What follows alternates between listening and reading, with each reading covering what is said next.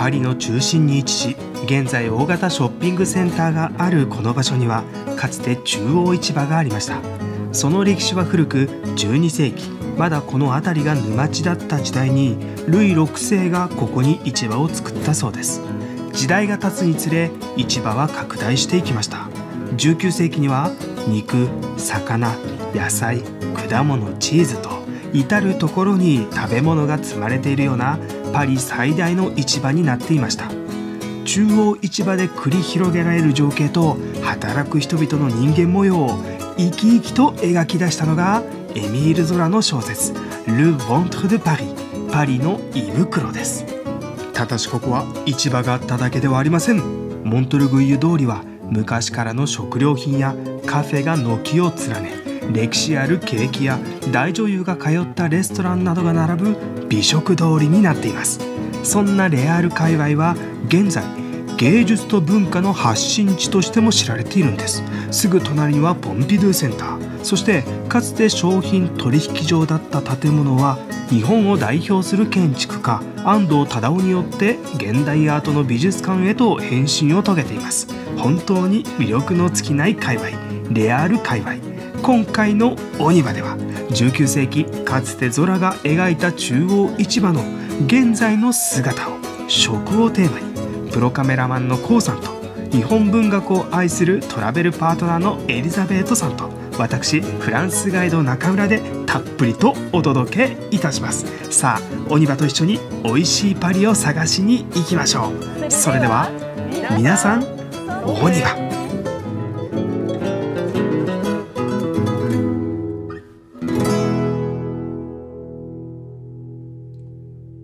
はいどうもフランスガイド中村でございます。よろしくお願いします。今私たちがいるのはパリの一区といって本当にパリの中心でございます。でここはレアールという名前がついていて、レアールといえばね、さあ後ろ見てください。あのような非常にね現代的な建物があるんですよ。そしてそのレアールの一番後ろからちょっともう一回ぐるっと回りましょうか。はい、ここにドーム型のね建物が見えてきたんだけども、ここはかつては小麦倉庫だったところで、びっしりと実はここには中央食品市場が建っていた場所なんですね。そしてその活気のある界隈を小説で描いたのがエミール・ゾラっていう人なんだよね。タイトルは知ってる？Le ventre de Paris。Le ventre de Paris。これパリのお腹とか胃袋っていう風に訳されるんだけども、今回はねその同じツアーの名前をつけて、私たちはね、エミール・ゾラには及ばないとは思うんだけども現在のこのレアールっていう界隈のその生の姿をね、皆さんにお伝えしようと思っております。ということでね、さあ目の前には現代建築のような建物があるから、そこまで進んでいきましょう。このね今皆さんに見ていただいている現代建築のこのね鉄とガラスでできた建物なんですが、これはカノペという名前なんだけど、皆さん一体この意味とはどういうものなのか考えてくださいね。ということでちょっとねさらに近くに進んでいこうか。間に空が見えるとこれ雨が降ってここから漏れてきてしまうんじゃないかって皆さん思いませんか？けどね、これはちゃんと建築工学にのっとって考えられているので、この間から雨が下にね来ないようにちゃんとなっているんですよ。この背骨のようになったところに全部水が行くようになっているんだよね。ただその水が落ちるところまでをちゃんと考えていなかったということで、今はねこのようにこの周りには囲いがあるんだけども、その囲いがねこれ前回なかったんですよね。ちょうどねオープニングセレモニーをやった時は小雨が降っていたんだけども、ここから滝のように、まさに洪水のようになっていたというそういう建物はなかなかねお茶目な面があるっていう感じ。じゃあそれではちょっとこの屋根を見ながら正解をお願いします。はい、正解なのは森が正解だったんですね。はい、でも分かりにくかったんですね。ちょっとね分かりにくいね。これね森のちょうどその上から見たモコモコモコってなってる、そのまさにモコってなってるところのことを専門用語でカノペって言うんだよね。そうですね。あんまり使わない言葉なんですね。そう。日常会話ではないんだけど、そのような特殊な名前がついていて、何かねその森の中に入り込んだような感じっていうのがするよね。さあそれではねここから非常ににぎわった界隈の中に入っていくよ。あんまり人がいないなと思うかもしれないけど、まだね土曜日のまだ朝です土曜日の午前中なのでこの人数なんだよね。みんな寝ているのかな。さあ私たちはね今これセバストポール通りという大通りを歩いています。一番初め私たちはパリの中心地1区にいたという話だったんだけども、この大きな道を渡ると今度は4区に入っていきますよ。パリの4区に入ってきました。やっぱり結構今日暑いんだけど、暑いとさやっぱり喉って乾いちゃうじゃない。そんな時にパリだったらね、パリの市内には1200の水汲み場があるんだよね。ちょっとこれ読んでみて。パリ、je boirai toujours de ton eau。パリの水を僕は飲むよっていうのを書いてあるんだけども、さあここにねボタンがあるでしょ。注目してほしいのはここなんだよね。なんて書いてある？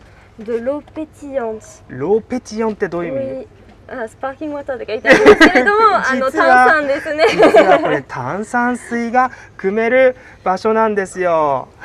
いきますよ。入った。これ炭酸水がねこういう風にして無料で汲める場所なんです。さあ見た？皆さん見えるかな？お、ぴったし。シュワシュワシュワって見える？冷たいよ。めちゃくちゃうまそう。どうだろう。じゃあちょっとこれ僕が代表して皆さんの代わりにパリの炭酸水無料だよ無料。飲んでみるよ。いただきます。サンテ。乾杯。涼しそう。うまいね。さあ今度ねこの彫刻見てほしいんだわ。面白いでしょ。今ちょうど後ろ側になっているんだけども、この2人の彫刻って何かその先のね建物を見ているでしょ。でこの2人一体誰かっていうと、このポンピドゥセンターを作った建築家の2人なんだな。ピアノレンゾというイタリアの建築家と、そして、リチャード・ロジャースっていうイギリスの建築家なんですよね。彼らが作ったねこの近代建築モダニスム建築の代表ともいえるこのね、今度はポンピドゥセンターを皆さんに紹介していきましょう。現代美術になると絵をね展示する仕方もアートの一部ということで、例えば地面に置いてみたり、あるいはそのまま天井から吊るしてみたりっていうような展示方法もアートの一つになっていくわけなんだよね。でその時にその現代美術の展示方法をいかにそのアーティストの思い通りにするかということで、その中の展示スペースをできるだけ広く取りました。骨組みとか配管とか水道管とかエスカレーターとかは全部建物の外に出したっていう建物なんですよ。ですからねこれ見るとあれこれまだ工事中なのかなって思っちゃうんだけどもこれでね完成なんですよ。でそのような普段だったら隠すようなものを外に出しているので、だったらそれをそのまま装飾として使ってしまおうというコンセプトがこのポンピドゥセンターなんですよね。ですからねもう一度この正面見ていただくといろんな色がついてるのが分かると思う。例えばね、これエスカレーターが外側に、出てんだけども、このエスカレーターのちょうどね、動く部分動力部分が赤になっています。最上階を見ていただくと青いものが見えると思うんだけども、これは空調だね。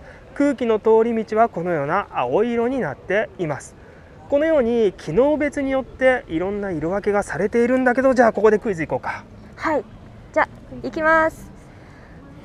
じゃあ黄色は何を意味をしているのでしょうか。 A は電気、 B は水道、 C は暖房。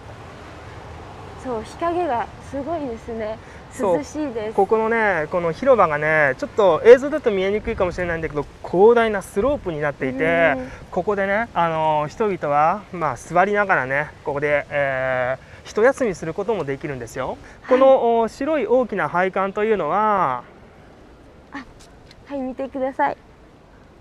これ地下にね駐車場があるんだけども、そこから配管がねこのように出ていて、先ほど空気の通り道水色って言ったんだけども、実はねこの大きなダクトは白になっています。なるほどね、ということで、答えをねちょっと近くに寄って見に行きましょう。ここに黄色あるんだけども、どうだろう、あっちの方がいいかな。ここ見て、ここいろんな配線がいっぱい入ってるの分かります？つまりこれは、じゃあ答えお願いします、エリザベート。はい、答えは電気でした。電気が黄色なんですね。じゃあ、それでは皆さんお2番、さあ行きましょう。お、頭気をつけてね。ポケモンいるよ、ポケモン。パリのポケモンです。ピカチュウ見つけた。ポケボールないよっていう感じなんだけども、はい、これはマックス・エルストというね、ダダとかシュールレアリズムっていうような流れ潮流に属している芸術家が作ったものです。このダダとかシュールレアリズムっていう運動は、第一次世界大戦とかね、戦争の時にやっぱり西洋的な文明、そういうものって不可避的にそのような戦争だとかそのようなものに行き着いてしまうんではないかっていうことで、古典的なものではないものを模索していた、その戦後の芸術っていう感じなんだよね。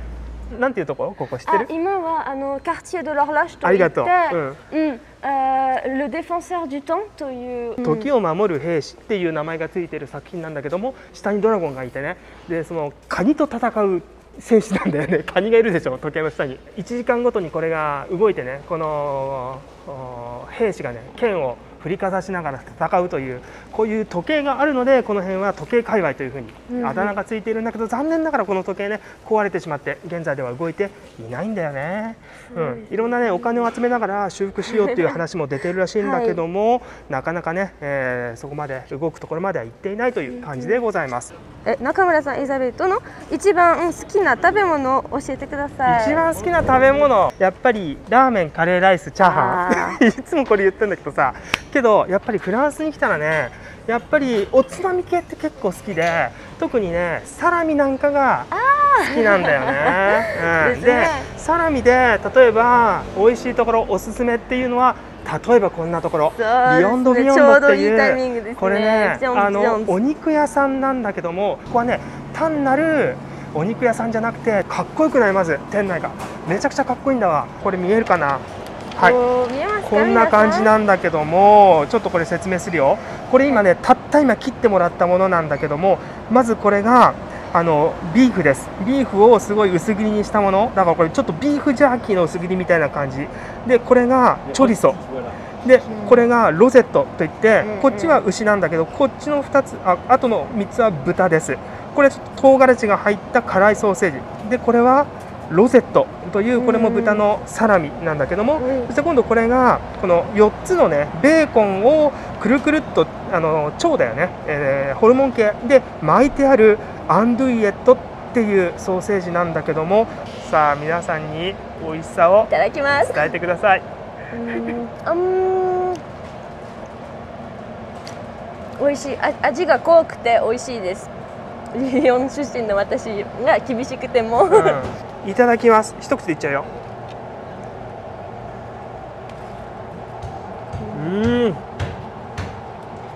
美味しい。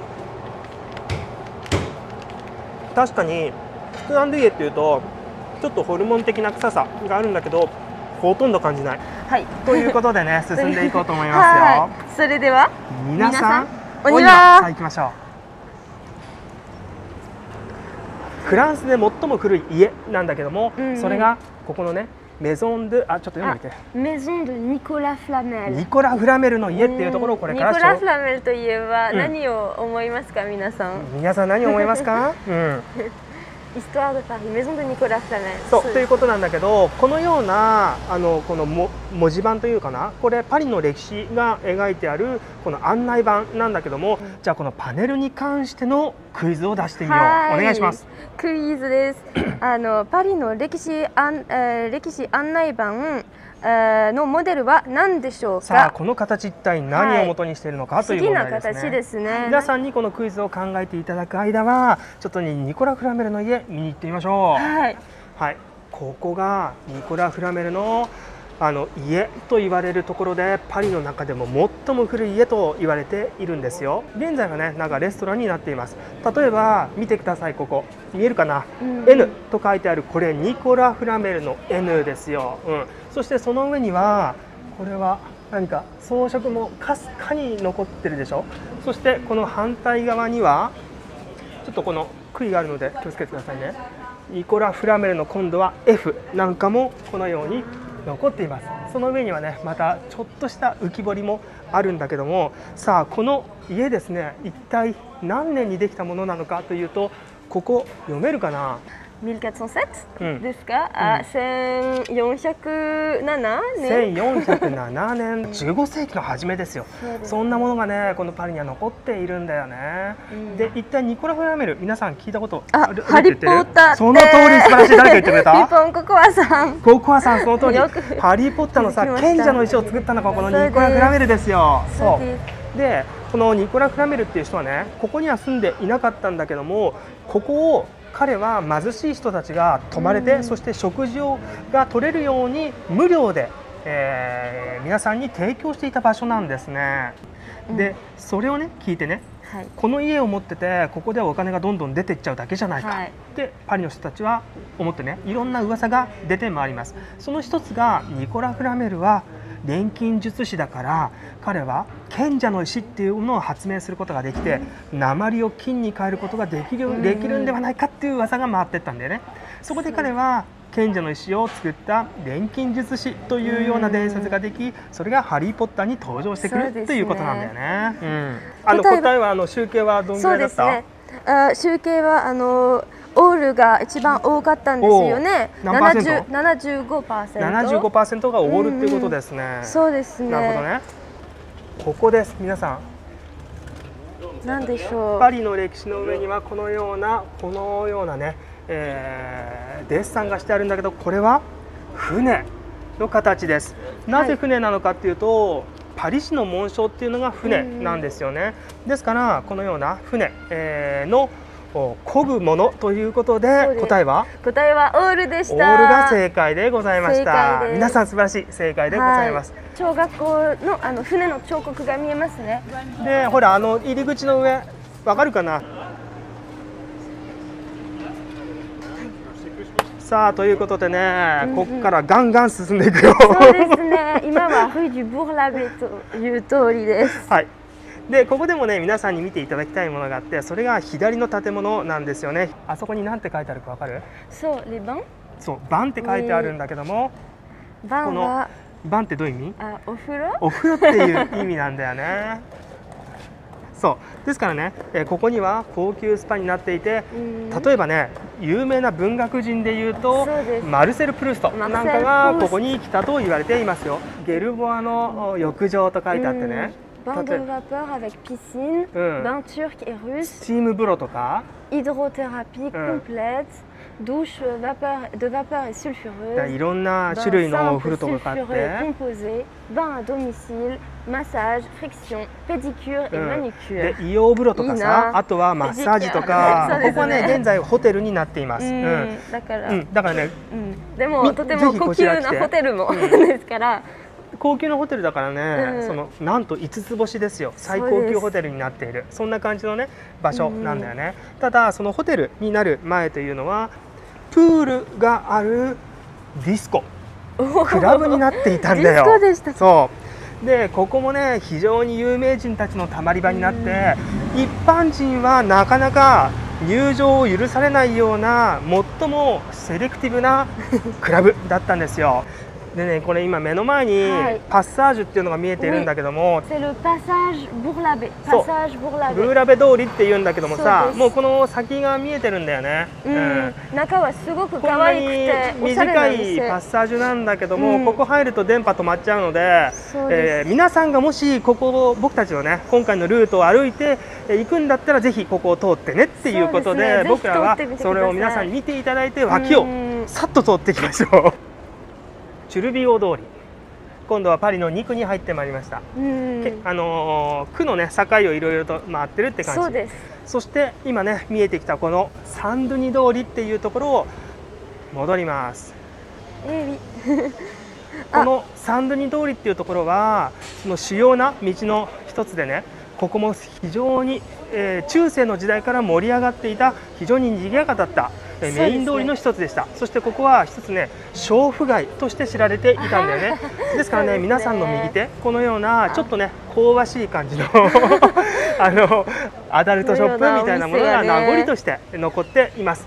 ですからね、ここのなんていうか界隈では娼婦街っていうことで結構ね面白い、ちょっと車来てるね、はい、面白い名前の道が残っていて、例えば、お尻ポリポリ通りとかねあとはお尻ペンペン通りみたいなものもこのサントニー通りの脇道に入るとあったりするんですよ。どこでしたっけ？しげみさんありがとうございます。ちょっと賑やかになってきましたね。そうだね。今ね開店準備が始まってきたよ。さあそれでね。ここが今私たちが通ろうとしたパッサージュなんだけど、基本的にパッサージュを出るとまた別のパッサージュが開いているっていうのが典型的な作り方なんだよね。というのは例えばここを見ていただくと、ほらパッサージュをみんな通る人がたくさんいるっていうことで、こんな風にしてまた別のパッサージュが開いている。でここのパッサージュちょっと読んでみて。Passage du Grand Cerf という名前。セーフってどういう意味かな。Cerf は鹿ですね。鹿っていう意味なんだけど、なんでそんな名前がついてるかというと、さあそこ見て、動物鹿いるでしょ。見えるかな。手前のところが結構屋根があって電波止まりそうなんだけど、その屋根が奥が明るくなってるでしょ。明るいところまで行けば多分ね電波通じると思うんだよね。オニバー最速。どう？今まだ回ってる？まだ回ってますね。大丈夫？見えるかな。天井には折り紙が。OK。ということでね、見てください。この今パッサージュの中に入ったんだけど、でこの上はねガラス張りになっていて、ガラスと鉄で作ったっていうのは19世紀を象徴するような建物だよね。いろんな装飾なんかが毎回変わって、傘が吊るされていたり、あるいは人形が吊るされていたり、ブランコとか空中ブランコとか。非常に装飾が優れているパッサージュなんですよ。ですからということでね、パッサージュ、素晴らしかったね。さあそしてここに見えてきたのがマリー・スチュワート通りという場所でございます。ここにも実は面白い話が残っていて、マリー・スチュワートっていうのはスコットランドのお姫様だったんだけど、ここにやってきて、お連れの者とやってきて、たまたまこの場所を通ったっていうんだよ。でこのね結構細いんだけど、この道を見て、あらなかなか素敵な道じゃない、私この道気に入ったわ、お付きの方この道なんていう名前なのかしらって聞いたらしいんだよね。でそのお付きの人は困ってしまったというのは、実はここにはね非常にハレンチな道の名前がついていたんですよ。オブラートに包んで言えば、男性の大事な部分を引っ張る通りっていう名前がついていたんだよね。そこでねお付きの者は困ってしまったわけ。ちょっと歩きながら行こうか。応対私妃様の前で言うのははばかられるな、どうしようかなと思った時に、応対私妃様、こちらはソーセージ引っ張る通りでございますって言ったんだよね。それでね、それからこの道はソーセージ引っ張る通りというふうに言われるようになって、その伝説がもとに最終的にはお姫様の名前であるマリー・スチュワート通りと言われるようになったということなんですね。これから私たちはね、パリで最も古いケーキ屋さんに行きます。どっちを食べてみたいですか？ということですね。 A はババオロム、B はエクレアです。そう、ババオロムかエクレア。さあ皆さんどっちを食べる？皆さんが選んだ方を私たちは食べたいと思いますよ。それではそのケーキ屋に行ってみようか。さあこの一体なんでここがパリ最古かっていうとですね、ルイ15世という王様がいました。そのルイ15世の奥様はマリー・レクザンスカといって、元ポーランドの王様のお姫様だったんだけども、ニコラ・シュトーラーという料理人と一緒にベルサイユ宮殿に嫁いできてるんだよ。すごいよね。料理人も一緒に連れてきちゃうなんて、さすが王侯貴族って感じなんだけども、その、このシュトーラーさんというものが発明したのが、お父さんの時代だな、スタニスラスっていう人の時代に発明したのがこのババオロムというものなんですね。ということで何を皆さんの集計見てみましょう。どうでしょう？ババオロムが勝ちました。ババオロムが勝ったということで、ちょっとねこれ見てみようか。可愛いでしょ。いくらだっけこれ。5ユーロとか6ユーロだったと思いますよ。さあ、見てみよう。見てくださいこれ。よいしょ。こんな感じ見える？皆さん。クリームもたっぷり。これさ、ババオロムだからこういう風にしてこのラム酒がたっぷりと入っているんだけども、ざっくりいくよ。ここからよいしょ。わ、結構深いな。こんな感じで。うわすごい見える。これすごい浸ってるよラムが。いただきます。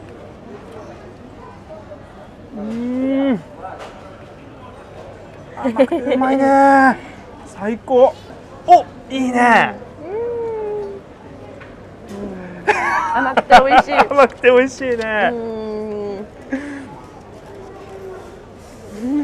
これを食べるとちょっと酔ってしまうというよりは、本当にラムの非常にふわんとした香りと本当にシロップの甘さが本当に絶妙に相まって、そしてしっとりとしたクリームで食べるっていう感じ、非常に美味しい。さあこれからガンガン皆さんに美味しいものを紹介していくよ。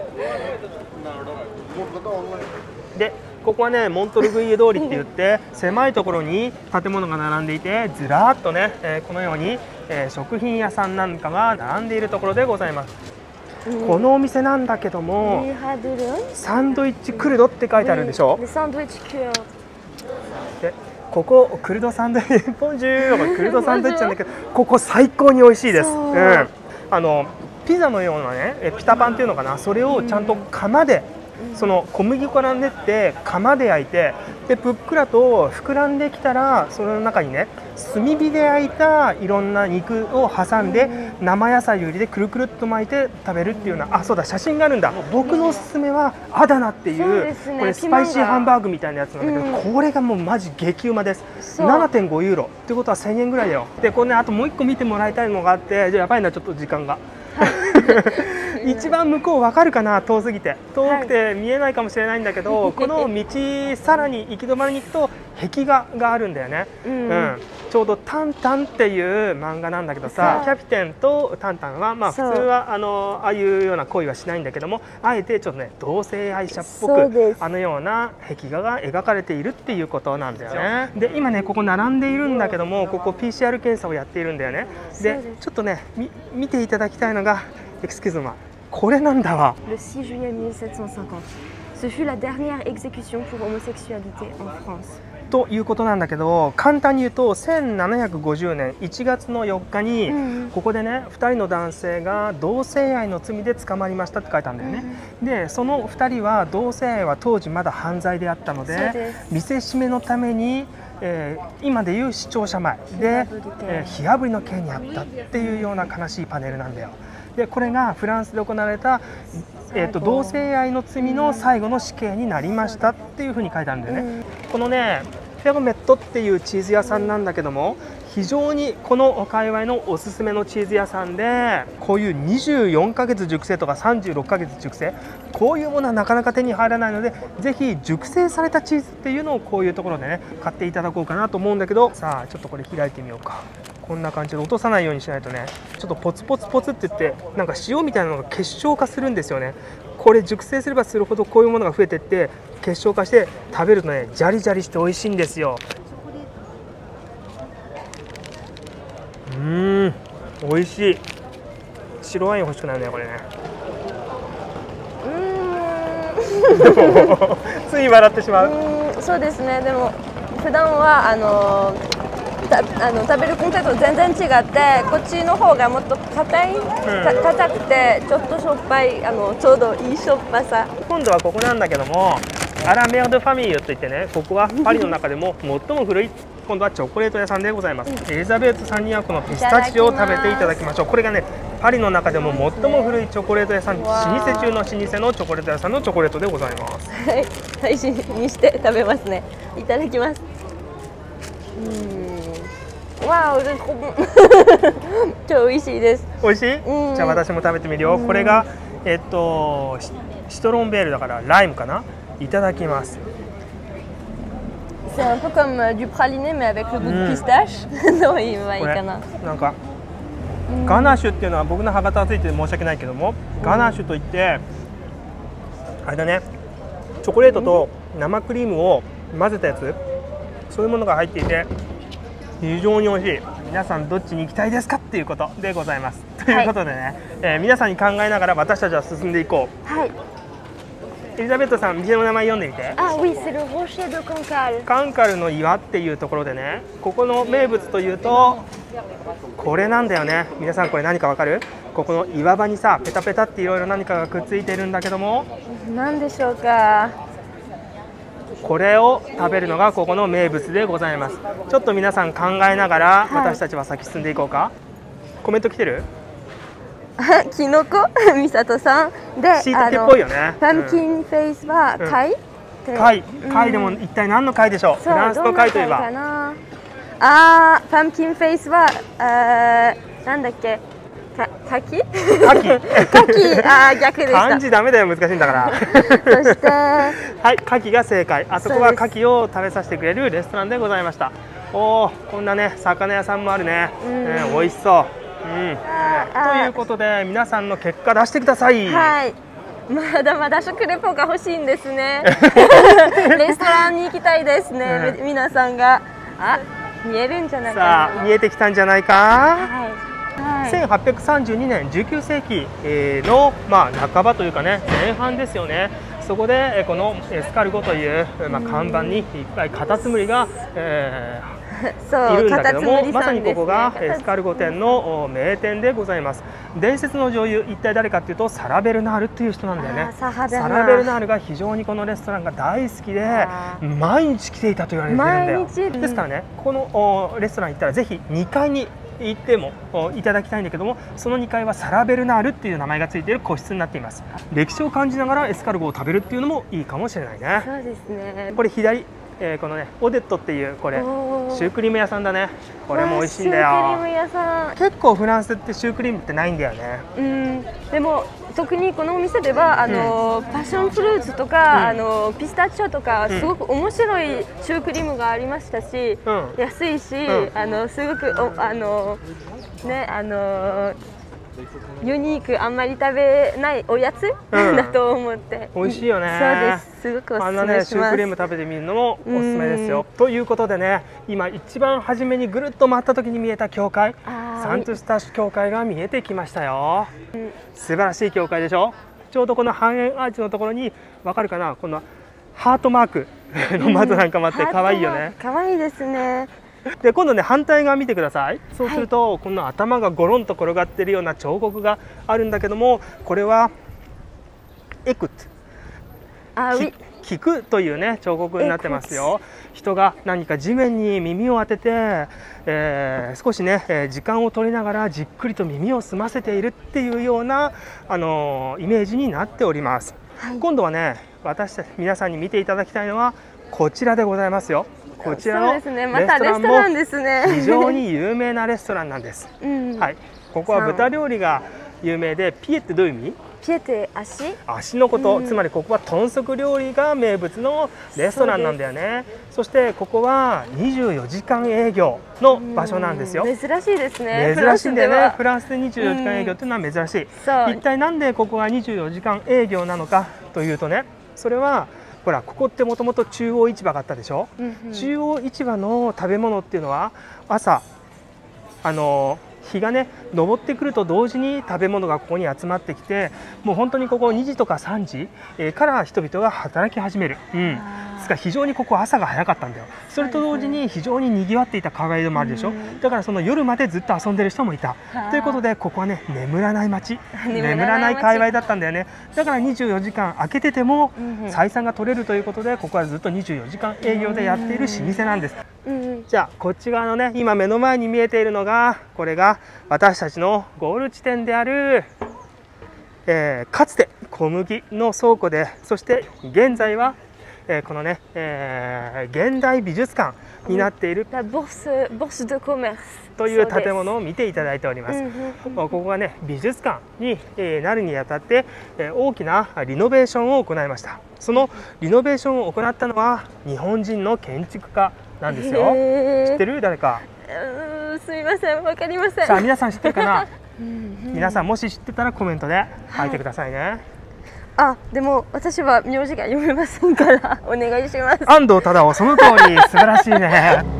ということでまた延長してしまったけど、なんとかたどり着くことができたね。そうですね。最後ちょっと駆け足だったかもしれないんだけど、もともとはね、ここに中央市場があって本当に食に特化した場所だったんだけども、現在はねそのいろんな形でその食っていう伝統が引き継いでいったり、あるいは今後ろに見えているような芸術っていうものがここに取り入れられていったり。そうですね。そう、文化はla nourriture de l'esprit と言いますね。なるほどね。on dit nourrir son esprit。体をね健康を保つんだったら食べ物を食べないといけないけど、心を健康に保つんだったら文化を吸収しないといけないよっていうフランスの言葉なんだ。素晴らしい言葉だね。そうですね。だから今回のツアーでは美術館も多かったし食べ物も多かったからつながっているかなと。うまいね。つまりこれは体の食であり心の食でもあったということなんだね。じゃあそれでは3、2、1でいこうか。はい、お願いします。じゃあそれでは皆さんアビアントの方がそうにしようか。それでは皆さんアビアント。